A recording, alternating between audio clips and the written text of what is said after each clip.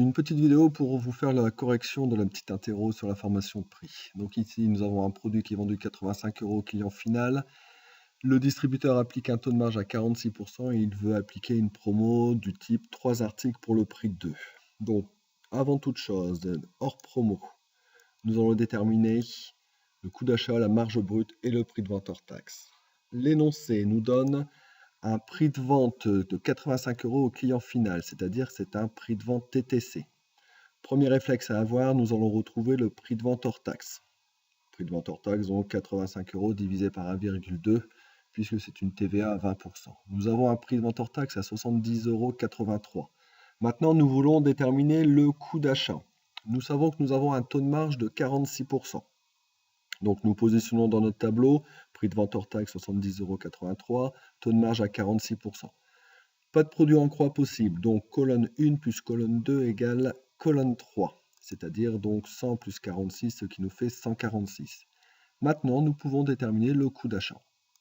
Coût d'achat égale donc 70,83 € fois 100 divisé par 146, le produit en croix, ou alors, ce qui revient exactement à la même chose, la formule, donc 70,83 divisé par 1,46, ce qui nous fait donc un coût d'achat à 48,51 €.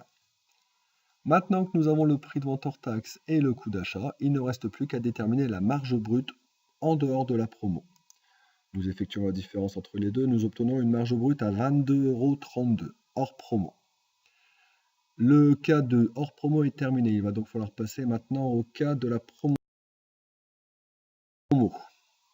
Une promo du type 3 pour le prix de 2 signifie que nous, en tant que vendeurs, ça va nous coûter 3 produits, donc 48,51 fois 3, c'est-à-dire 145,53 €, et nous n'allons récupérer l'argent que de 2 produits, donc 70,83 € fois 2, c'est-à-dire 141,66 €.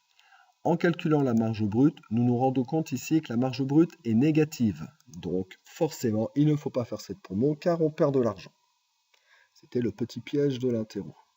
Maintenant, l'exemple. Le producteur vend un produit à un grossiste qui lui-même le vend à un distributeur qui lui-même le vend au client final. Nous voulons déterminer le prix de vente pour chaque intermédiaire et le prix de vente TTC du distributeur. Pour le producteur, nous savons qu'il l'a acheté 12,50 €, qu'il va appliquer un taux de marque à 55%. Nous positionnons les valeurs dans notre tableau.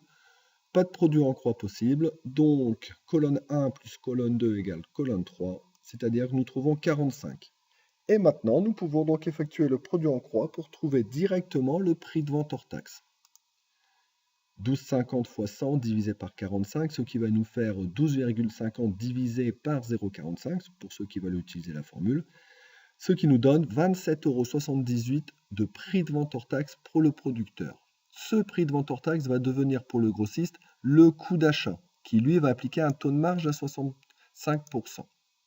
Nous positionnons donc tout ça dans notre tableau. Nous avons donc un coût d'achat à 27,78 €, un taux de marge à 65%. Toujours pas de produit en croix possible. Donc colonne 1 plus colonne 2 égale colonne 3. 100 plus 65, ça nous fait 165. Et maintenant, nous pouvons faire le produit en croix. Donc 27,78 fois 165 divisé par 100, ce qui nous fait, si on veut utiliser la formule, 27,78 fois 1,65. Nous obtenons donc un prix de vente hors taxe à 45,84 €. Ce prix de vente hors taxe du grossiste devient le coût d'achat du distributeur, qui lui va appliquer un coefficient multiplicateur. Donc pas besoin de tableau dans ce cas-ci, puisque pour le distributeur, il suffit d'appliquer le coefficient multiplicateur au coût d'achat et nous obtenons directement le prix de vente TTC. Voilà, j'espère que ce nouveau type de correction va vous plaire. N'hésitez pas à me poser des questions si vous en avez. Bonne journée!